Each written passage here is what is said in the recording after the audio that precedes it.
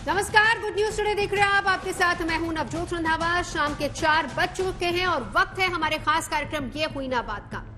उत्तराखंड में पुष्कर सिंह धामी की सरकार ने यूनिफॉर्म सिविल कोड के फाइनल ड्राफ्ट को हरी झंडी दिखा दी है।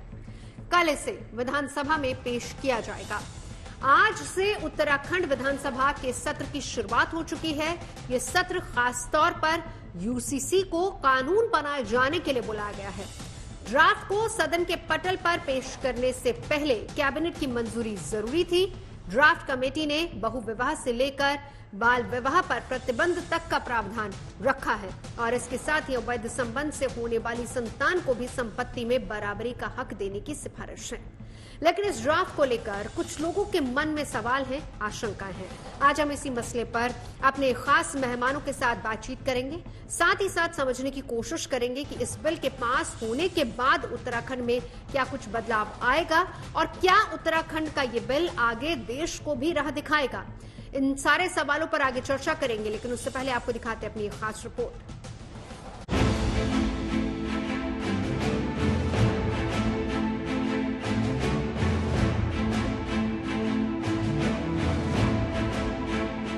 उत्तराखंड में जिस बिल पर सभी की नजरें हैं, उस यूसीसी बिल को उत्तराखंड की पुष्कर कैबिनेट ने ग्रीन सिग्नल दिखा दिया है। अब 6 फरवरी यानी कल इसे विधानसभा में पेश किया जाएगा। पुष्कर धामी सरकार इस बिल को लेकर खासा उत्साहित है। उसका कहना है कि ये कदम देश के लिए मील का पत्थर साबित होगा, क्योंकि छोटा सा उत्तराखंड देश के लिए नजीर पेश करने जा रहा है। एक ही बात कहना चाहता हूँ कि माननीय प्रधानमंत्री जी के नेतृत्व में और हमारे मुख्यमंत्री जी के नेतृत्व में उत्तराखंड राज्य छोटा राज्य और बड़ा काम करने जा रहा है और पूरा देश मुझे लगता है कि इस जो काम होने जा रहा है उत्तराखंड में उसका एक पूरे प्रदेश में एक नजीर बनेगी और मैं कह सकता हूं कि एक बड़ा काम। सरकार बनने के साथ ही उत्तराखंड सरकार यूसीसी बिल को लेकर एक्शन मोड में नजर आ रही है। महज 2 साल से भी कम वक्त में राज्य सरकार ने समान नागरिकता संहिता के कानून का ड्राफ्ट तैयार कराया। 2 फरवरी को वो मसौदा सरकार को सौंपा गया। 4 फरवरी को कैबिनेट से मंजूरी मिली और अब 6 फरवरी को विधेयक उत्तराखंड विधानसभा में पेश होने वाला है। मंत्रिमंडल की बैठक में हमने आगामी विधानसभा सत्र में यूसीसी को, समान नागरिक संहिता को विधेयक के रूप में लाने का प्रस्ताव सर्वसम्मति से मंत्रिमंडल में पारित हो गया है। आगामी सत्र में हम इसको सत्र में रखेंगे और विधेयक बनाने की दिशा में आगे बढ़ेंगे। इस बिल को लेकर केवल उत्तराखंड ही नहीं बल्कि देश भर में बहस तेज हो गई है। पूछा जा रहा है कि बिल के भीतर आखिर है क्या? क्या इसमें सभी धर्मों और तबकों की राय को शामिल किया गया है? हालांकि बिल के ऊपर समानता द्वारा समरसता की बात लिखकर एक बड़ा संदेश देने की भी कोशिश की गई है। बाबा साहिब के विचारों के साथ मसौदा 3 खंडों में है। पहले में कमेटी की रिपोर्ट, दूसरे में कानून के प्रावधान और तीसरे खंड में लोगों को शामिल किया गया है। सूत्रों से मिली जानकारी के मुताबिक जो बातें ड्राफ्ट में हैं, उनके मुताबिक लड़कियों के विवाह की उम्र 18 साल और लड़कों की 21 साल होगी। विवाह का अनिवार्य रजिस्ट्रेशन होगा। पति पत्नी दोनों को तलाक के समान कारण और आधार उपलब्ध होंगे। एक पत्नी के जीवित रहते दूसरी शादी नहीं हो सकेगी, यानी बहुविवाह पर रोक लगेगी। उत्तराधिकार में लड़कियों को भी लड़कों के बराबर अधिकार होगा और लिव इन रिलेशनशिप का डिक्लेरेशन आवश्यक होगा। उत्तराखंड में इस विधेयक के अमलीजामा पहनाने की खबर के बाद देश के दूसरे बीजेपी शासित राज्यों में भी इसी तर्ज पर यूसीसी कानून लाए जाने की अटकलें तेज हो गई हैं। बीजेपी शासित राज्यों ने इस बिल का स्वागत किया है। हालांकि केंद्र सरकार का कहना है कि पूरे देश में इसे लागू करने के लिए विधि आयोग इस पर तेजी से काम कर रहा है। लॉ कमीशन ऑफ इंडिया के पास विचाराधीन है, वो कंसल्टेशन प्रोसेस में चल रहे हैं। राज्यों के पास भी एक इसको ठीक करने का या इसको सुधारने का एक विषय रहता है, जिसमें गोवा ने यूसीसी पे पहले से ही अपना काम कर रखा है। उत्तराखंड सरकार जो है, आप देख ही रहे हैं कि कैबिनेट ने अप्रूव कर दिया उत्तराखंड सरकार ने, वो भी इस दिशा में 17 सहित आज ही इस दिशा में काम चल रहा है। उत्तराखंड सरकार ने तेजी से यूसीसी पर अपने कदम बढ़ा दिए हैं। हालांकि इसे लेकर मुस्लिम समुदाय थोड़ा आशंकित नजर आ रहा है। उनका आरोप है कि इस बिल को लेकर उनसे कोई सलाह मशविरा नहीं किया गया है। लेकिन उत्तराखंड सरकार का कहना है कि समाज की बेहतरी के लिए ही उनका ये बिल आ रहा है और दावा ये भी है कि उत्तराखंड के यूसीसी का असर आने वाले वक्त में दूर तलक दिखाई देगा। दिल्ली से पीयूष मिश्रा और देहरादून से अंकित शर्मा के साथ bureau report, good news today. और इस पूरे मामले पर अलग अलग तबकों का क्या सोचना और उनकी यूनिफॉर्म सिविल कोड पर क्या दलील है, वो भी हम आपको सुनवाते हैं। आज की मंत्रिमंडल की बैठक में हमने आगामी विधानसभा सत्र में यूसीसी को, समान नागरिक संहिता को विधेयक के रूप में लाने का प्रस्ताव सर्वसम्मति से आज मंत्रिमंडल में पारित हो गया है। आगामी सत्र में हम इसको सत्र में रखेंगे और विधेयक बनाने की दिशा में आगे बढ़ेंगे। यूसीसी वैसे तो मुझे लगता है पूरे देश में आना चाहिए, लेकिन मैं सौभाग्यशाली हूं कि सबसे पहले हमारा राज्य समान नागरिक संहिता और समान कानून, देश में जनसंख्या नियंत्रण, समान नागरिक संहिता जो देश में समान रूप से आनी चाहिए, वो सबसे पहले उत्तराखंड में आ रही है। हवा है वो उत्तराखंड से बहनी चाहिए, उत्तराखंड से बहनी चाहिए और यह संदेश पूरे देश में जाने वाला है और मुझे लगता है बहुत कम समय में यह देश में लागू होने वाला है। संविधान निर्माता चाहते थे सबके लिए कानून हो। भारत की संस्कृति भी हमेशा महिला पुरुष के बीच में भेदभाव का विरोध करती है। हमारे देश में तो नारी तु नारायणी की संकल्पना है, यत नारस्तु पूज्यते रमन्ते तत्र देवता। दुर्भाग्यवश भारत में आज भी बहुत सारी मुगल कालीन कुरीतियां जारी हैं। जो भारत में कुरीतियां आई उनके खिलाफ कानून बना, छुआछूत की कुरीति आई उसके खिलाफ कानून बना, सती प्रथा कुरीति आई कानून बना।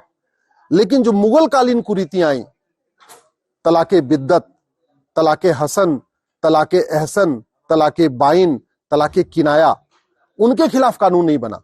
जब उत्तराखंड सिविल कोड बन जाएगा तो उत्तराखंड में इन कुरीतियों के लिए कोई स्थान नहीं होगा, इन कुरीतियों को अपराध घोषित कर दिया जाएगा। ऐसी यूसीसी का क्या फायदा कि उत्तराखंड में लग रहा है, हिमाचल में नहीं होगा, हमारे इलाके में उत्तर प्रदेश में नहीं होगा, दिल्ली और हरियाणा में नहीं होगा। ऐसा यूसीसी है।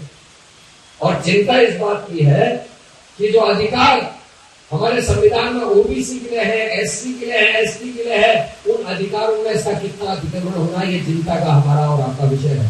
क्योंकि देखिए अभी इसका मसौदा आने दीजिए, क्या है क्या नहीं है, लेकिन कोई भी वो कानून जो कुरान पाक ने मुसलमानों को हिदायत दी है जिससे और किसी का कोई नुकसान नहीं हो रहा है, उसके खिलाफ का कोई कानून बनता है तो हम उसे मानने को तैयार नहीं हैं।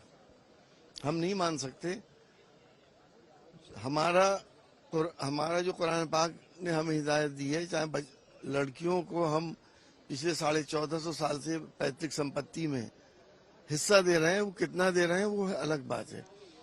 वो कुरान में वो हिदायत उस वक्त दी गई थी कि लड़की को इतना हिस्सा है और लड़के का इतना हिस्सा दिया जाएगा। एक प्रदेश एक कानून, यही तो है यूनिफॉर्म सिविल कोड का मतलब। अब जब उसमें ट्राइबल्स को छोड़ दिया गया है, जाति जनजाति अनुसूचित जाति को इसमें अलहदा किया गया, सूत्रों से और खबरों के जरिए से हमें मालूम हुआ कि इसमें तलाक, हलाला, निकाह, वरासत यानी मुस्लिम पर्सनल लॉ बोर्ड को खास तौर पर इसमें टारगेट किया गया है। अगर ये कुरान के खिलाफ या इस तरह के बेईमानी की तरफ हमने जाता हुआ देखा तो हम इसका विरोध करेंगे। कि ये अपनी रिलीजियस बुक्स के आगे किसी कॉन्स्टिट्यूशन को नहीं मानने वाले हैं। मैं आपको यहाँ बताता चलूँ, सिविल लॉज पूरी कंट्री में एक है। अगर किसी मुस्लिम के साथ कोई अन्याय होता है तो कोर्ट का दरवाजा खटखटाता है, ना कि काज़ी शरीयत या दारुल कज़ा के पास जाता है। चलिए, तमाम खास मेहमान हमारे साथ जुड़ चुके हैं। चर्चा की शुरुआत करते हैं। परिचय करा देती हूँ। पहले अश्विनी उपाध्याय हमारे साथ इस वक्त मौजूद हैं। हमारे साथ स्वामी चक्रपाणी जी मौजूद हैं, नेशनल प्रेसिडेंट हिंदू महासभा के। हमारे साथ पीर मौलाना अली कादरी साहब, प्रेसिडेंट अंजुमन कादरिया से हमारे साथ जुड़ चुके हैं, और सुमित चंदर हमारे साथ एडवोकेट मौजूद है। सबसे पहले अश्विनी जी, आप ही के पास आना चाहूंगी। हालांकि क्लियरली चीजें नहीं है, एक स्पेकुलेशन है कि क्या कुछ इसमें हो सकता है। मेरे ख्याल से आप इससे पर्दा उठा सकते हैं। क्या क्या इसमें प्रावधान रखे गए हैं? देखिए, यूनिफॉर्म सिविल कोड कोई रॉकेट नहीं है, ये कोई मंगलयान, चंद्रयान या मिसाइल नहीं है, ब्रह्मोस जैसी कोई मिसाइल नहीं है। बहुत सीधी सी बात है, अमेरिका में चल रहा है, चीन में चल रहा है, फ्रांस में चल रहा है, जापान में चल रहा है, सिंगापुर में चल रहा है, भारत के गोवा में चल रहा है। समान नागरिक संहिता का मतलब कि देश की सभी बेटियों को एक समान अधिकार होगा। अगर कोई भी रिलीजन, कोई भी फिरका, कोई भी मजहब अगर बेटियों के साथ भेदभाव करता है तो उस भेदभाव को रोका जाएगा। यूनिफॉर्म सिविल कोड का मतलब ये हुआ लड़के, बेटे और बेटी की शादी की उम्र एक समान हो जाएगी, सबकी एक शादी की उम्र सबकी एक समान हो जाएगी। शादी का रजिस्ट्रेशन सबके लिए कंपलसरी हो जाएगा। काउंट्स ऑफ डिवोर्स सबका कॉमन हो जाएगा। प्रोसीजर ऑफ डिवोर्स सबका एक जैसा हो जाएगा, यानी सबका जो डिवोर्स होगा वो कोर्ट के जरिए होगा, कोर्ट के बाहर किसी डिवोर्स अलाउ नहीं होगा। उतारा भत्ता सबको मिलेगा। बच्चा गोद लेने का अधिकार देश की सभी बेटियों को एक समान मिल जाएगा। बच्चे के भरण पोषण का अधिकार भी देश की सभी बेटियों को एक समान हो जाएगा। विरासत का नियम और वसीयत का नियम सबके लिए एक समान हो जाएगा। माता पिता की देखभाल का अधिकार सबको एक समान हो जाएगा। एक पति और एक पत्नी का नियम सब पे लागू हो जाएगा। और कुछ विदेशी कुरीतियां जो भारत में चल रही हैं, मैं इसको विदेशी कुरीति इसलिए कह रहा हूं क्योंकि भारत में भी कुछ कुरीतियां आई थी, उनके खिलाफ कानून बना। छुआछूत की कुरीति आ गई भारत में, उसके खिलाफ कानून बन गया। सती प्रथा भी बीच में हालांकि मजबूरी में आई थी, अपनी इज्जत बचाने की खातिर हमारी माताएं जौहर करती थी, सती हो जाती थी, उसके खिलाफ भी कानून बना। लेकिन जो मंगोल से कुरीति आई या अरब से कुरीति आई, जो मुगलों के साथ आई, उन कुरीतियों के खिलाफ कानून नहीं बना। निकाह हलाला को बलात्कार घोषित नहीं किया गया, निकाह मुताह को बलात्कार नहीं घोषित किया गया, निकाह मिस्यार को बलात्कार घोषित नहीं किया गया। तलाके बिद्दत चलता रहा, वो तो 2017 में सुप्रीम कोर्ट ने जाके रोका। तलाके हसन आज भी चल रहा है, तलाके हसन आज भी चल रहा है, तलाके बाइन आज भी चल रहा है, तलाके किनाया आज भी चल रहा है। तो मेरा ये मानना है कि ये जो यूसीसी आएगा उसका सबसे ज्यादा फायदा हमारी मुस्लिम बेटियों को होगा, क्योंकि अभी उनको थर्ड क्लास सिटीजन माना जाता है। उसके बाद थोड़ा बहुत फायदा हमारी पारसी बेटियों को होगा, क्योंकि वो गैर पारसी शादी करती हैं तो उनका प्रॉपर्टी राइट खत्म हो जाता है। थोड़ा सा फायदा क्रिश्चियन बेटियों को होगा, उनका कूलिंग पीरियड अभी 2 साल है, वो 6 महीने हो जाएगा। और लड़के लड़की की शादी की उम्र समान हो जाएगी, इतना सबकी समान हो जाएगी। एक चीज और आपसे क्लैरिफाई अगर आप कर पाए, इस चीज को भी क्लियर कर दीजिए, क्या ये देश के तमाम, अभी फिलहाल क्योंकि उत्तराखंड में लागू होने जा रहा है इसका, क्योंकि गोवा में लागू है, वहां से भी थोड़ा सा उदाहरण लेते हुए अगर आप समझा पाए, धर्म, जाति, संप्रदाय, क्या सब पर ये लागू होगा? देखिए, भारत का संविधान जो कहता है ना, सब समान है। जब सब समान है तो सबको समान अधिकार मिलना चाहिए। और ये लागू होना चाहिए कि नहीं लागू होना चाहिए, ये चर्चा करना ही संविधान का अपमान है। मैं क्योंकि जो चीज 1948 में चर्चा हो चुकी है, लंबी चर्चा के बाद 23 नवंबर 1948 को संविधान का हिस्सा बन चुका है, उस पे अब आज ये चर्चा करना कि होना चाहिए कि नहीं होना चाहिए, तो सरदार पटेल का अपमान है। बाबा साहब अम्बेडकर, श्यामा प्रसाद मुखर्जी, रफी अहमद। सुमित चंद्र हमारे साथ इस वक्त मौजूद है। सुमित जी, आपकी क्या इसको लेकर राय है, वो भी आपसे जान लेते हैं। सुमित जी, आपकी आवाज हम नहीं सुन पा रहे हैं, म्यूट है शायद ऑडियो।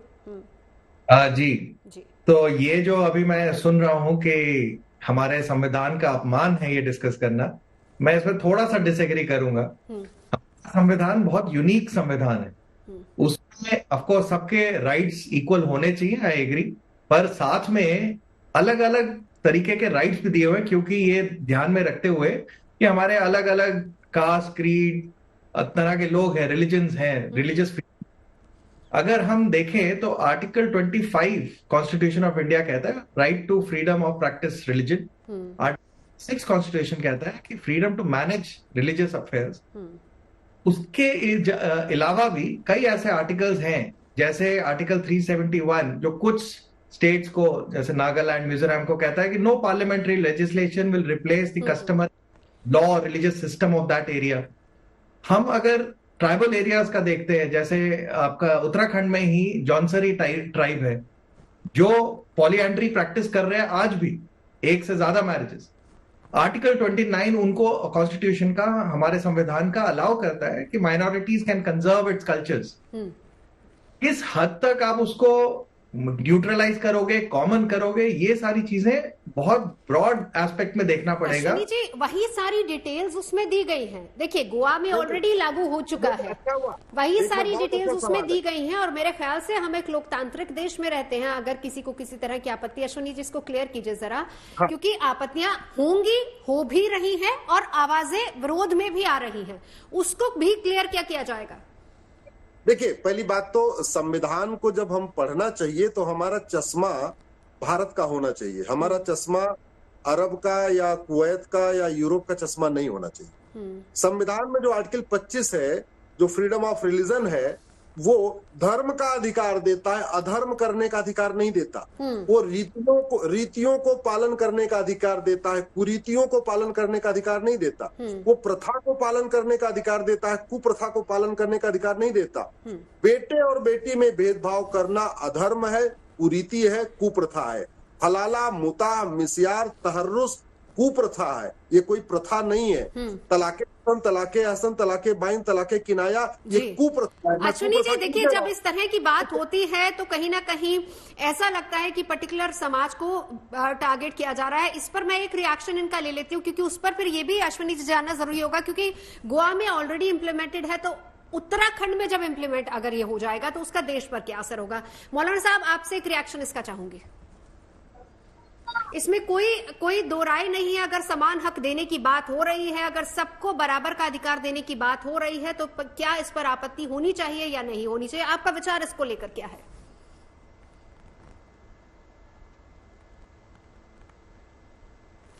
मौलाना साहब, आपसे पूछ रहे हो, पीर मौलाना कादरी साहब।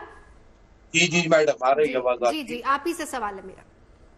देखिए मैडम, बात यह है कि यूनिफॉर्म सिविल कोड सिर्फ मुसलमानों का मसला नहीं है, बल्कि हिंदुस्तान के 140 करोड़ हिंदुस्तानियों का मसला है।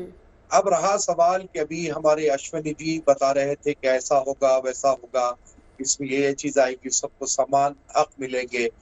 तो फिर यही संविधान ने हमें जो है अपने धर्म की आजादी भी दी है। और उन्होंने एक चश्मे की बात की कि अगर आप अपने संविधान को फला जगह का चश्मा लगा करके देखेंगे, तो फिर इनको भी चाहिए कि जो है किसी एक विशेष धर्म का चश्मा लगाकर ना देखें, सबको एक समान देखें। देखिए मैडम, हमारे लिए अपना संविधान सर्वोपरि है। हमारे संविधान ने हमें जो कहा है हम उस पर करते हैं, उस पर सख्ती के साथ हम अमल पैरा करते हैं। हम अपने संविधान की खिलाफ वर्जी कभी नहीं करेंगे। हमारे मुल्क के कानून, हमारे मुल्क के संविधान को हम हर वक्त माने और आइंदा भी मानते रहेंगे। लेकिन इसी संविधान ने हमें अपने धर्म पर जीने की और हमारे धर्म के प्रैक्टिसेस की हमें खुली तौर पर इजाजत दी है। और ये जो मेरा धर्म है इस्लाम, तो ये मेरे अपनी व्यक्तिगत के लिए है, सारे देश के लिए नहीं है। ये बात तो क्लियर है। इस्लाम की जो प्रैक्टिसेस है वो एक मुसलमान के लिए, और वो संविधान ने हमें इजाजत दी है। अब अगर आप टोटली हमारे अपने धार्मिक मामलों में अगर मुदाखलत करेंगे तो यकीनी बात है सर, लेकिन सवाल देखिए यहाँ पर यही है ना, पूरा हक है। जो चीजें ड्राफ्ट में है, जिसको अश्विनी जी समझा रहे हैं, वही बात आती है। जो चीजें ड्राफ्ट में है, अधिकार तो कोई नहीं छीन रहा है आपसे कि आप अपना धर्म नहीं मानिए, लेकिन उसमें जी अश्विनी जी, हाँ देखिए, यूनिफॉर्म सिविल कोड आने से किसी के मजहबी मान्यताओं में कोई फर्क नहीं होगा। अजान वैसे ही होगी, नमाज वैसे ही होती रहेगी, निकाह वैसे ही किया जाएगा, जैसे काजी आके निकाह नामा पढ़ाते हैं और कबूल होता है, वो चलता रहेगा। 7 फेरे होते रहेंगे, चर्च में प्रेयर होती रहेगी, गुरुद्वारे में जैसे पूजा होती, उसमें कोई फर्क ही नहीं पड़ेगा। कैसे आपको अजान देना है और कैसे आपको नमाज पढ़ना और कितनी बार नमाज पढ़ना, इसमें कोई फर्क नहीं पड़ेगा। मैं एक बात और क्लियर कर दूं, ये यूनिफॉर्म सिविल कोड है, ये यूनिफॉर्म फूड कोड नहीं है कि सबका खाना एक समान हो जाएगा। जी चलिए अश्विनी जी, एक उनका रिएक्शन भी ले लेते हैं। मौलाना साहब, बिल्कुल, ये यूनिफॉर्म ड्रेस कोड नहीं है कि बदलाव नहीं आएंगे, सिर्फ अधिकारों की बात हो रही है। मौलाना साहब, ऐसा अश्विनी जी कह रहे हैं। देखिए मैडम, मैं ये तो कह रहा हूँ ना कि अधिकार हमें संविधान ने दिया है, और हम भी ये बात आपके चैनल के माध्यम से आज नहीं कई महीनों से हिंदुस्तान के सारे मुसलमानों को भी ये समझा रहे हैं कि यूनिफॉर्म सिविल कोड से हमारे धार्मिक आजादी में कोई फर्क नहीं आएगा। लेकिन जिस तरीके से टीका टिप्पणी की जा रही है, जिस तरीके से बयाना दिए जा रहे हैं, उससे लोगों में एक नए किस्म का भ्रम पैदा हो रहा है। इसीलिए हम कह रहे हैं कि आप कोई भी कानून बनाने से पहले मुस्लिम धर्म गुरुओं हो या जैसे कि कमेटी जब बनती है तो सारों के राय मशवरे के साथ आप एक कोई हालांकि अश्विनी जी सही बात है कि देखिए, जो विरोध में स्वर है वो ये भी कह रहे हैं कि ठीक है, अगर आप पटल पर रख देते हैं, कल अगर इसको पटल पर रख दिया जाएगा तो उसके बाद कम से कम समय दिया जाए, विचार विमर्श कर लिया जाए, उस पर चर्चा हो जाए, तो इसमें भी कोई गलत नहीं है अश्विनी जी। नहीं, ये तो 2 साल से कमेटी बनी हुई है और 22,000 सजेशन आए हैं। अब ये दोबारा अब तो पास होने का टाइम आ गया ना, जिसको जिसको जो कहना तो सब कह चुके हैं। 22,000 सुझाव आ गए हैं। एक बात और मैं क्लियर कर दूं, ये यूनिफॉर्म ड्रेस कोड नहीं है कि सबका ड्रेस एक जैसा हो जाएगा। ये यूनिफॉर्म फूड कोड भी नहीं है कि सबका भोजन एक जैसा हो जाएगा। ये यूनिफॉर्म कस्टम कोड भी नहीं है कि सबका कस्टम एक जैसा हो जाएगा। ये यूनिफॉर्म कल्चर कोड भी नहीं कि सबका कल्चर एक जैसा हो जाएगा। ये यूनिफॉर्म रिलीजन कोड भी नहीं है कि सबका रिलीजन एक हो जाएगा। ये सिंपल सा यूनिफॉर्म सिविल कोड है। सिविल राइट एक समान हो जाएगा, प्रॉपर्टी का राइट एक समान हो जाएगा, शादी विवाह एक समान हो जाएगा, कुरीतियां खत्म हो जाएंगी और कुप्रथाएं खत्म हो जाएंगी।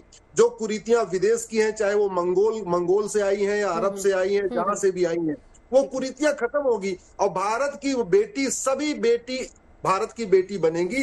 वो हिंदू बेटी हो या मुस्लिम बेटी हो, पारसी बेटी हो या ईसाई बेटी हो, उसके बीच में भेदभाव खत्म हो जाएगा। ठीक है, चलिए अश्विनी जी हमारे साथ हैं, लेकिन अश्विनी जी मैं आपसे गुजारिश करूंगी जरा 5 मिनट और हमारे साथ रुकिए। मैं समझ सकती हूँ कि आपकी मसरूफियत है, आपको कहीं जाना है, लेकिन एक बार चक्रपाणी जी को भी इंक्लूड कर लेते हैं। चक्रपाणी जी, इस पर आपके विचार।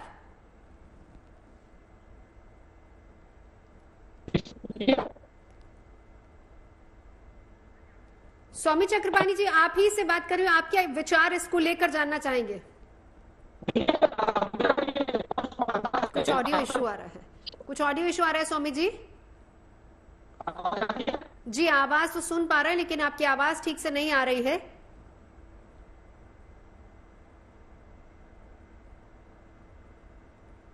ठीक है, मौलाना साहब आपके पास आती हूँ, जरा एक बार सुमित जी को भी इंक्लूड कर लेते हो। सुमित जी, किसी तरह का बदलाव नहीं, लेकिन हक देने की बात हो रही है, यानी कि इक्वल राइट्स की सिर्फ बात हो रही है। सुमित जी, बात इसको ना 2 नजरिए से देख सकते हैं आप। एक, क्या इस नए यूसीसी की जरूरत है कि नहीं है, या एक और चीज दे सकते हैं कि इसको हम ये नहीं कह रहे होना चाहिए नहीं होना चाहिए, एक अलग क्वेश्चन है, बट इसको अडॉप्ट करने के लिए जो ऑलरेडी एग्जिस्टिंग लॉज हैं, क्या उस अमेंडमेंट करके ये आ सकता है?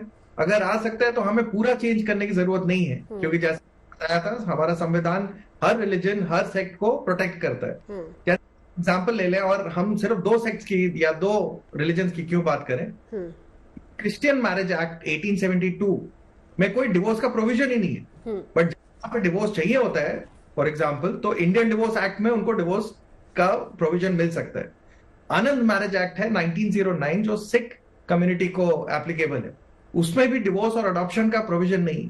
अब सिर्फ इसलिए क्योंकि उन एक्ट, स्पेसिफिक एक्ट जो उस कल्चर से रिलेटेड है, अगर उसमें कोई पर्टिकुलर प्रोविजन नहीं है, तो ऐसा थोड़ी ना है कि उनमें कोई डिवोर्सेस हो नहीं रहे। सो जो प्रोविजंस हैं ऑलरेडी एग्जिस्ट करते हैं, ही थोड़े और अमेंडमेंट करके आप यही इक्वालिटी, इक्वल राइट, लेकिन सुमित जी वही बात इस वक्त अश्विनी जी कह रहे हैं कि जिस वक्त इस ड्राफ्ट को बनाया जा रहा था, बहुत सारे सजेशंस लिए जा रहे थे, क्या वो तमाम सजेशंस जिसमें आपकी तरफ से गए या नहीं गए? अश्विनी जी, देखिए, हमने अपना सजेशन दिया और हम तो पिछले 10 साल से इसके लिए लड़ रहे हैं। सुप्रीम कोर्ट में, हाई कोर्ट में हमने अलग अलग PIL फाइल किया। उसके बाद लॉ कमीशन ने जब जब सुझाव मांगा, हमने वहां प्रेजेंटेशन दिया। इस कमेटी को भी हमने अपना प्रेजेंटेशन दिया। हमारा ये कहना है, मैं आपको एक कॉमन मैन की भाषा में बताता हूँ। जैसे हम लोग डायरी यूज करते हैं, अब अगर जनवरी की एक डायरी हो, फरवरी की एक डायरी हो, मार्च की एक डायरी हो, यानी साल में 12 महीने की 12 डायरी हो, उसको मेंटेन करना, उसको लिखना, उसको मैनेज करना बहुत मुश्किल हो जाता है। जब हम 12 महीने को एक ही डायरी में 12 पन्ने, मतलब 12 अलग अलग उसमें कर देते हैं, तो बड़ा आसान हो जाता है। ये जो यूनिफॉर्म सिविल कोड है, इसमें भी 11-12 चैप्टर है। चैप्टर 1 एज ऑफ मैरिज, चलो सबकी शादी की उम्र बराबर। चैप्टर 2 रजिस्ट्रेशन ऑफ मैरिज, सबकी शादी का registration compulsory. Chapter 3 grounds of divorce, जो ग्राउंड है, नपुंसकता के आधार पर डिवोर्स होगा सबका होगा, बाचपन के आधार पर डिवोर्स होगा सबका होगा, कोड होने पर डिवोर्स होगा सबका होगा, क्रुएल्टी के आधार पर डिवोर्स होगा सबका होगा। तो जो ग्राउंड से सबके लिए कॉमन हो गए। Chapter number 4 procedure of divorce, भैया सबको कोर्ट जाना है, सबके लिए कूलिंग पीरियड एक समान होगा, सबका सिस्टम एक जैसा होगा, आपका एप्लीकेशन एक जैसी होगी, आपका फॉर्मेट एक जैसा होगा, बयान एक जैसे होंगे, खत्म बात हो गई। चैप्टर 5 गुजारा भत्ता। अब गुजारा भत्ता आप जरा सोचिए, एक मैं आपको एग्जांपल देता हूं, आपको खुद बहुत आश्चर्य लगेगा। आप जहां बैठी हुई है ना, आपके ऑफिस से 50 मीटर की दूरी पे एक न्यूज चैनल है, बहुत प्रोमिनेंट न्यूज चैनल है। उस न्यूज चैनल में एक पत्रकार काम करती है। उस पत्रकार को उसके शौहर, जो दिल्ली हाई कोर्ट में वकालत करते हैं, उन्होंने अप्रैल में एक चिट्ठी भेजा, हम तुम्हें तलाके हसन देते हैं, मई में एक चिट्ठी भेजा, हम तुम्हें तलाके एहसन देते हैं, जून में ईमेल कर दिया, हम तुम्हें तलाके एहसन देते हैं, और बाद में 15,000 रुपए पेटीएम कर दिया और 2,000 रुपए एक छोटा सा बच्चा 1 साल का, उसको बोला दूध का खर्चा। आप बताइए 17,000 रुपए में कोई माँ अपने बच्चे को लेके नोएडा में 3 महीने रह सकती है क्या? ठीक है ये तो चलो वो पढ़ी लिखी है, हाँ। नौकरी कर रही है, सर्वाइव कर लिया। अब वो गांव की गरीब बच्ची कैसे करेगी? और जिसके माँ बाप गरीब है सभी वो को क्या समान अधिकार देने की कोशिश है। मौलाना साहब, आप कुछ कहना चाह रहे थे इस पर? देखिए मैडम, मैं ये कहना चाह रहा था कि जहां तक के सवाल पर्सनल लॉ का है, तो केवल सिर्फ मुसलमानों का पर्सनल लॉ इस देश में नहीं चलता, और भी कई लोगों के पर्सनल लॉज है। लेकिन हमारे ऐश्वर्य जी कह रहे हैं कि सारे देश के लिए एक ही कानून होगा, ठीक है, लेकिन इसमें 2-3 बातें हैं जो बड़ी अहमियत रखती है। आप कोई भी, जैसा कि इन्होंने कहा कि हमने सजेशंस मांगे, देखिए सर, हम किसी गवर्नमेंट के खिलाफ नहीं है, ना हमें किसी गवर्नमेंट की मुखालिफत कोई करना है, क्योंकि हम किसी पार्टी का ना पक्ष करते हैं ना हम विरोध करते हैं। देश का जो भी काम कर रहा है अच्छा काम हो, ये हमारा मकसद होता है। और हम कोई मोदी जी के विरोधी नहीं है कि हर पॉलिसी की हम मुखालिफत करें। जहां पर जो बात अच्छी होती है, आपके चैनल के थ्रू भी हम गवर्नमेंट की भी तारीफ करते हैं। लेकिन मौलाना साहब, एक सवाल आपसे मैं एक सवाल करना चाहूंगी। देखिए, हमारे देश में बहुत सारे धर्म हैं, और ये हमारे देश का कानून भी कहता है कि हम आजाद हैं अपने धर्म को मानने के लिए, सेक्युलर कंट्री इसीलिए हमारे देश को कहा जाता है। लेकिन एक सवाल मैं आपसे करना चाहूंगी कि हर धर्म में जितने भी हम किसी भी धर्म को अगर फॉलो करते हैं, उसमें कहीं ना कहीं कोई ना कोई ऐसी कुरीति होती है जिसको समय समय पर हम हटाते जाते हैं, जैसे छुआछूत हो गई, सती प्रथा हो गई, ये सारी चीजें हटी हैं। क्या आपको लगता है, मैं किसी एक पर्टिकुलर धर्म की बात नहीं कर रही हूं मौलाना साहब, मैं एक नॉर्मल बात कर रही हूं, कि अगर इस कानून को लाने का मकसद ये है कि हम सबको समान अधिकार दें, तो इसमें कोई गलत या फिर कोई गुरेज नहीं होना चाहिए? क्या आप इस बात को मानते हैं? देखिए मैडम, जहां तक के ट्रिपल तलाक का मसला था, जिसको कुरान ने भी जो है उस पर जो है अपनी तनकीद जताई है, तरीक़ा कुरान के खिलाफ ट्रिपल तलाक था और उसको तलाक़ बिदअत कहा गया, जिसको सुप्रीम कोर्ट ने पाबंदी लगा दी। लेकिन वो भी जब कानून बनाया गया, उस वक्त भी कुछ मुस्लिम स्कॉलर से विदाउट एनी डिस्कशन उसको कानून जो पार्लियामेंट में बना दिया गया।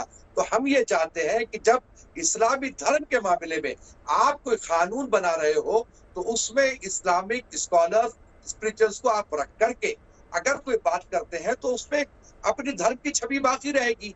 आप जो समझने आया कानून ला देंगे, तो हम वो कानून को जो डायरेक्टली हमारे अपने धर्म में इन्वॉल्वमेंट अगर हो जाता है, तो हमारे लिए परेशानी है। ठीक, तो यूनिफॉर्म सिविल कोड को लेकर हम चर्चा कर रहे हैं। हालांकि गोवा में लागू है, लेकिन उत्तराखंड में लागू करने की पूरी तैयारी है। इसको लेकर पक्ष और विपक्ष दोनों तरफ से अपनी अपनी राय दी जा रही है। लेकिन ये भी कहा जा रहा है साथ ही साथ कि इसके आने के बाद ये एक तरीके से उत्तराखंड में लागू होने के बाद नजीर के तौर पर इसको पूरे देश में देखा जाएगा। सवाल बहुत सारे हैं जिसको लेकर हम तमाम खास मेहमानों से चर्चा कर रहे हैं, लेकिन बहस किस तरह की छिड़ी हुई है वो भी एक बार आपको दिखाते हैं।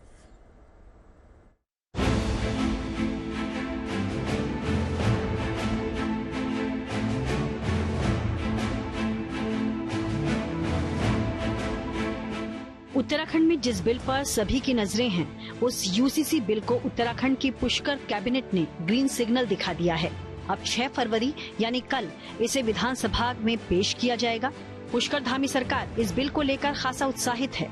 उसका कहना है कि ये कदम देश के लिए मील का पत्थर साबित होगा, क्योंकि छोटा सा उत्तराखंड देश के लिए नजीर पेश करने जा रहा है।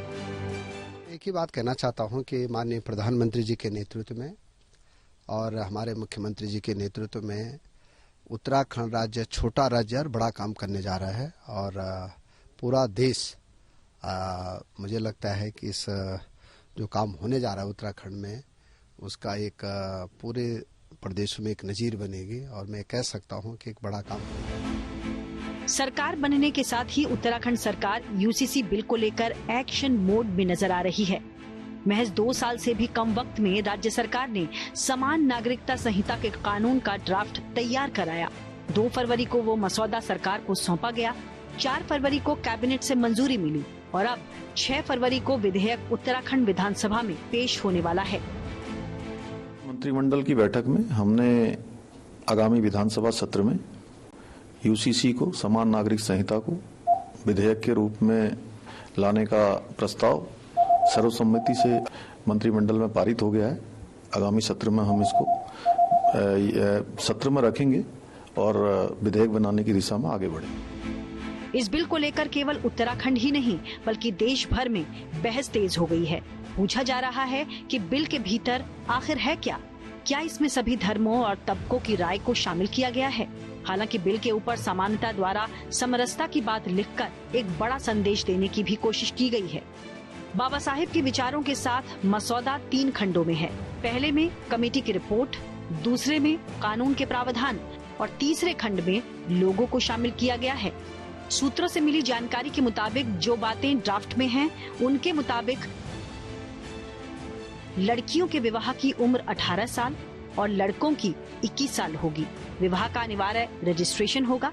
पति पत्नी दोनों को तलाक के समान कारण और आधार उपलब्ध होंगे।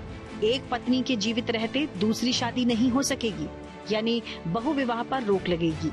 उत्तराधिकार में लड़कियों को भी लड़कों के बराबर अधिकार होगा और लिव इन रिलेशनशिप का डिक्लेरेशन आवश्यक होगा। उत्तराखंड में इस विधेयक के अमली जामा पहनाने की खबर के बाद देश के दूसरे बीजेपी शासित राज्यों में भी इसी तर्ज पर यूसीसी कानून लाए जाने की अटकलें तेज हो गई हैं। बीजेपी शासित राज्यों ने इस बिल का स्वागत किया है। हालांकि केंद्र सरकार का कहना है कि पूरे देश में इसे लागू करने के लिए विधि आयोग इस पर तेजी से काम कर रहा है। लॉ कमीशन ऑफ इंडिया के पास विचाराधीन है, वो कंसल्टेशन प्रोसेस में चल रहे हैं। राज्यों के पास भी एक इसको ठीक करने का या इसको सुधारने का एक विषय रहता है, जिसमें गोवा ने यूसीसी पे पहले से ही अपना काम कर रखा है। उत्तराखंड सरकार जो है, आप देख ही रहे हैं कि कैबिनेट ने अप्रूव कर दिया उत्तराखंड सरकार ने, वो भी इस दिशा में 17 सहित आज ही इस दिशा में काम चल रहा है। उत्तराखंड सरकार ने तेजी से यूसीसी पर अपने कदम बढ़ा दिए हैं। हालांकि इसे लेकर मुस्लिम समुदाय थोड़ा आशंकित नजर आ रहा है। उनका आरोप है कि इस बिल को लेकर उनसे कोई सलाह मशविरा नहीं किया गया है। लेकिन उत्तराखंड सरकार का कहना है कि समाज की बेहतरी के लिए ही उनका ये बिल आ रहा है और दावा ये भी है कि उत्तराखंड के यूसीसी का असर आने वाले वक्त में दूर तलक दिखाई देगा। दिल्ली से पीयूष मिश्रा और देहरादून से अंकित शर्मा के साथ bureau report, good news today. तो उत्तराखंड के इस यूसीसी का असर कैसे देश में दिखाई देगा, इस पर भी चर्चा करेंगे। पीर मौलाना अली कादरी साहब हमारे साथ इस वक्त जुड़े हुए हैं। मौलाना साहब, आपको ऐसा क्यों लगता है कि ये आपके धर्म में या फिर धार्मिक वैल्यूज में कहीं ना कहीं हस्तक्षेप है? देखिए मैडम, मैं ये बात इसलिए कहना चाह रहा हूँ कि हालिया में आपने देखा कि ट्रिपल तलाक पर बात हुई, जैसे कि अभी आपसे मेरे डिबेट में कहा कि ट्रिपल तलाक जो एक वक्त में 3 तलाक देना था, वो खुद कुरान के तरीके के खिलाफ था। वो बात को तो हम भी जो है तस्लीम करते हैं कि उसको तलाक बिदअत ही कहा गया। लेकिन और कई जैसे के मामलात है, उसमें जो है डायरेक्टली अगर यूसीसी के जरिए धर्म में अगर मुदाखलत होती है तो किसी के भी जो धार्मिक अधिकार को छीनने वाली बात होगी। अब जैसे कि एक मिनट के लिए आपको रोकना चाहूंगी, अब क्योंकि आपने यहाँ पर ट्रिपल तलाक की बात की, मैं 1 मिनट के लिए रोकना चाहूंगी। देखिए, ठीक है, आपके धर्म में ये प्रैक्टिस हो सकती है, लेकिन अगर इसको कानून के दायरे में लाया जाता है, अभी थोड़ी देर पहले आपने ये कहा था कि आप देश के कानून को मानते हैं, जाहिर सी बात है, आप लोग नागरिक हैं हिंदुस्तान के, तो आप हिंदुस्तान के कानून को मानेंगे। लेकिन अगर इसको कानून के दायरे में लाकर कोर्ट के प्रोसीजर के थ्रू इसको इम्प्लीमेंट किया जाता है, तो फिर उसमें क्या आपत्ति है? देखिए, आपत्ति तो इसलिए नहीं है, सारे लोग उसको कबूल भी तो किए है ना। अगर आज कोई वो गलती कर रहा है, और जो कोई भी ट्रिपल तलाक करता है ना मैडम, वो खुद कुरान के तरीके के खिलाफ है। मैं आपको ये कह रहा हूँ, ये बात कंफर्म है कि कुरान के तरीके के खिलाफ है। तलाक एहसन जो है वो 3 महीने में 3 बार जो तलाक देना है, वो कुरान के तरीके के हिसाब से है। अब यूसीसी जब आएगा तो उसको पर भी पाबंदी लगाई जाएगी। यानी सारी धार्मिक आजादियों को छीनने का जो है हमारा संविधान खुद इजाजत नहीं देता। अब इन चीजों को अगर देखा जाएगा तो हमें कहीं ना कहीं तो जो है आशंका पैदा होगी कि भैया हमारी सारी धार्मिक आजादी छीनने की बात हो रही है। तो इस तरीके से काम करें कि बहुत सारे पर्सनल लॉज है, जैसे कि अभी मैंने कहा, तो क्या सारे पर्सनल लॉज का होगा? ट्राइबल्स का क्या करेंगे मैडम? नागास का क्या होगा? मिजोस का क्या हो गया? सरदार जियों का जो कानून है उसका क्या होगा? तो इतना आसान नहीं है इसको सिर्फ केवल मुसलमानों से जोड़ना, मैं नहीं समझता कि मुनासिब है। बल्कि आप देखेंगे कि जब यूसीसी की बात होगी तो बहुत सारे वर्गों से ये बात उठेगी कि हमारे अपने लॉज में, हमारे अपने धर्म में, लेकिन गोवा में तो UCC मौलाना साहब ये हो रहा है। ऑलरेडी इम्प्लीमेंटेड है और गोवा में भी हर धर्म के लोग रहते हैं, गोवा में इम्प्लीमेंटेड है। और दूसरी बात, जब आपने कहा कि तमाम धर्मों के लोग उठेंगे, देखिए सीधी सी बात है, इसमें हालांकि क्लियरली अभी पूरे ड्राफ्ट की क्या क्या चीजें नहीं है, लेकिन उसमें विवाह को लेकर है, प्रॉपर्टी में हक कितना होना चाहिए उसको लेकर है, एजुकेशन को लेकर है। अगर इस तरह के कानून और विवाह की एज क्या होनी चाहिए उसको लेकर है, अगर इस तरह के कानून इसमें है तो फिर वो तो मेरे ख्याल से सर हर धर्म इसकी भी इजाजत देता है कि हर धर्म में ये बातें होती ही हैं। मैं वही तो कह रहा हूँ ना मैडम कि यूसीसी को लागू करना, उत्तराखंड सरकार ने जो ड्राफ्ट दिया है और शायद विधानसभा में भी पेश करने वाले हैं, आप उसके बाद में देखिए, ये मामला खाली मुसलमानों का नहीं है। मैंने अपने स्टार्टिंग कमेंट में ये बात कही थी कि ये 140 करोड़ हिंदुस्तानियों का मसला है। अब इसके अंदर कौन से वर्ग के लोग क्या क्या मसले पर ऑब्जेक्शन करते हैं वो देखिए। लेकिन अश्वनी साहब ने कहा कि ऑलरेडी कानून बन चुका है, अब तो इसको इम्प्लीमेंट होने जा रहा है। तो इम्प्लीमेंट होने के बाद में कौन से वर्ग क्या क्या बात करते हैं, क्या क्या ऑब्जेक्शन जताते हैं, वो देखिए आपके सामने आएगा। अब रहा सवाल मुसलमानों का, ट्रिपल तलाक खत्म हो चुका, हालांकि हम ताइद में नहीं है, और पार्टीशन सूट पर सुप्रीम कोर्ट की रूलिंग है कि सबको इक्वल राइट देना चाहिए। अब मुसलमानों के पास पर्सनल लॉ में एक ही चीज बची है, वो है एक से ज्यादा शादी, और उस पर भी बहुत लोग उसका मिसयूज करते हैं। मैं आपसे क्लियर कह रहा हूँ कि एक से दूसरी शादी की जो बात है इस्लाम में, उस पर भी बहुत कट्टर तरीके से कहा गया कि बेवजह के विदाउट एनी रीजन आप शादी नहीं कर सकते। लेकिन एक उसको तरीका बना दिया गया जिसका हम खुद विरोध करते हैं। लेकिन पाबंदी लगाने में, विरोध करने में जमीन आसमान का फर्क होता है। दो चीजें हैं। देखिए आप वही बात कह रहे हैं, आप एक तरीके से, जितना मैं समझ पा रही हूँ, आप एक तरीके से वही बात कह रहे हैं जो सरकार कह रही है कि हम इसको कानून के दायरे में ले आते हैं। फिर अगर वही सारी आप कह रहे हैं कि कुरीतियों को हटा दिया गया है, वो कानून के दायरे में अगर आ जाती है तो फिर क्या आपत्ति है? आपत्ति यही है मैडम कि अब जैसे दूसरी शादी की एक बात करी, मैं आपके सामने रख रहा हूँ कि इस्लाम के कुछ तरीके बताए गए कि भाई रीजंस बताए गए कि ये रीजंस पे आप दूसरी शादी कर सकते हैं।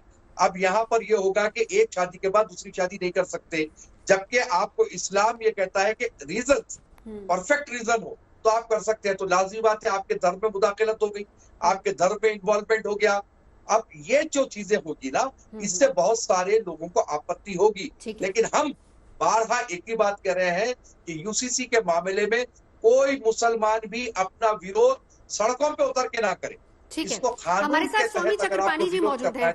स्वामी जी, जब हम कहते हैं कि समान कानून सब पर लागू होगा, और मौलाना साहब को कहीं ना कहीं ऐसा लग रहा है कि धर्म पर भी ये कहीं ना कहीं चोट है, आपको लग रहा है कि क्या पर्टिकुलर किसी धर्म को टारगेट किया गया है, या फिर ये सीधे सभी को बराबरी का हक देने के लिए लाया जा रहा है?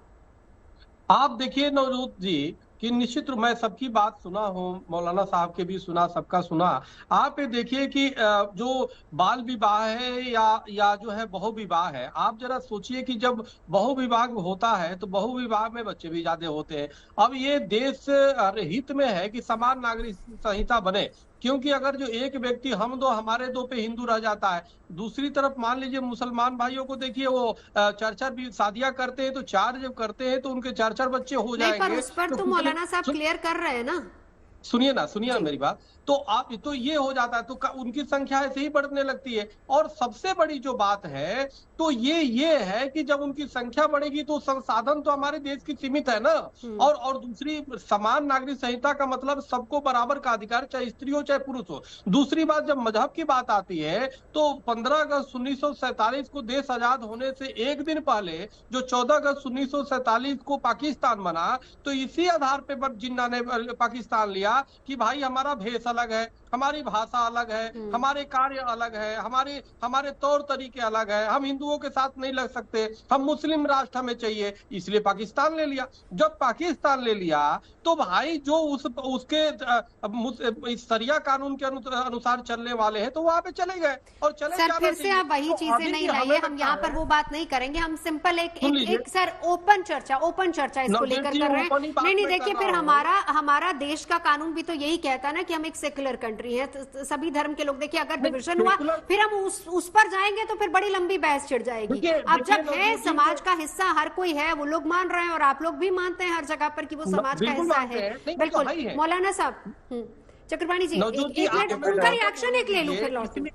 इसलिए जरूरी है कि जी बोलिए। सुनिए चक्रपाणी साहब, आप जो कह रहे हैं कि जिन्ना ने मुल्क बनाया, अरे जिन्ना के पैगाम को तो हमने ठुकराया। हम तो अखंड भारत के कायल हैं और हमारे कने ऑप्शन था पाकिस्तान जाने का। मौलाना साहब, हम इसको हिंदुस्तान पाकिस्तान पे नहीं करें, हम सभी लोग इस देश के नागरिक हैं और हम उसी पर करें। और सीए अगर सबकी भलाई के लिए आ रहा है तो क्या उसको एक्सेप्ट करना, इसी पर हम बातचीत कर रहे हैं मौलाना साहब, उसी पर रहते हैं। सुनिए आप एक मिनट मैडम, उन्होंने कहा ना, तो इसलिए मैं कह रहा हूँ कि वो पाकिस्तान को पाकिस्तान मुबारक, हमें सर उसका तो जवाब रख दिया ना मैंने। हमारा हिंदुस्तान है, हम रहेंगे। हम कानून की बात कर रहे हैं, हम कानून की बात कर रहे हैं, बराबरी के हक की बात कर रहे हैं। इसका असर पूरे देश पर कितना होगा चक्रपाणी जी, इस पर भी एक बड़ी बात, क्योंकि गोवा में ऑलरेडी लागू है, उत्तराखंड में अगर होगा तो कहा जा रहा है कि पूरे देश पर फिर इसका कहीं ना कहीं इफेक्ट नजर आएगा।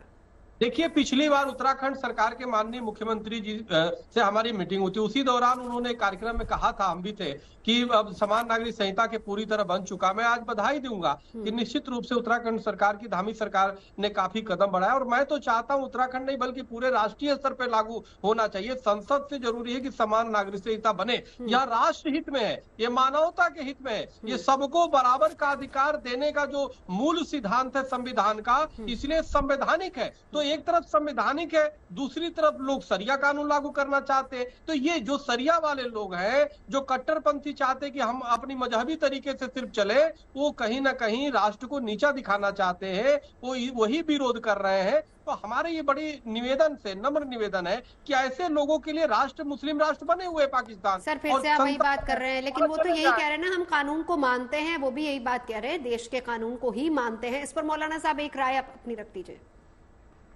देखिए मैडम, मैं यही तो कह रहा हूँ ना कि ऐसे ही लोग जो है ना हमारे अपने देश में जो है खाई बढ़ा रहे हैं इस किस्म की बात करके। हमने कभी कानून का विरोध नहीं किया, हम अपने संविधान को सर्वोपरि मानते हैं। अगर शरिया कानून है तो मेरी व्यक्तिगत, मेरे अपनी जात तक है, लेकिन सारे देश के लिए अगर है तो वो हमारे मुल्क का संविधान है और वही सर्वोपरि है। और वही संविधान ने मुझे धर्म की आजादी दी है, कानून भी तो संवैधानिक संविधान ने मुझे अपने धर्म पर चलने की आजादी दी है, वही संविधान ने मुझे अपने धर्म के प्रचार की इजाजत दी है। आप मेरे संविधान से हटकर आप मेरे से नहीं जीत सकते मौलाना साहब, आप नहीं जीत सकते। आपको भी संविधान पे चलना होगा, मुझे भी संविधान पे चलना होगा। आप कोई कानून थोप देंगे मुझ पर तो मैं वो कानून को क्यों मानूं? मेरे संविधान ने जो मुझे इजाजत दी है मैं उस पर चलूंगा। संवैधानिक ढांचे के अंतर्गत तो बनेगा, तब तो आप उसको मानना पड़ेगा। आप तो न मानने के लिए तो सुप्रीम कोर्ट का भी जो राम मंदिर में निर्णय है तो ऐसी उस पर भी चिल्ला रहे थे कि हम नहीं मानेंगे इसको। अरे क्यों नहीं मानेंगे? संविधान के दायरे में रहेगा। हम वो बहुत सारी बातें इसमें इंक्लूड हैं जिसमें कहा जा रहा है कि समान नागरिक एक जैसा कानून सबके लिए होगा। आप दोनों हमारे साथ जुड़े इसके लिए बहुत बहुत शुक्रिया। फिलहाल हम यहाँ रुकेंगे एक ब्रेक के लिए। आप देखते रहिए गुड न्यूज टुडे।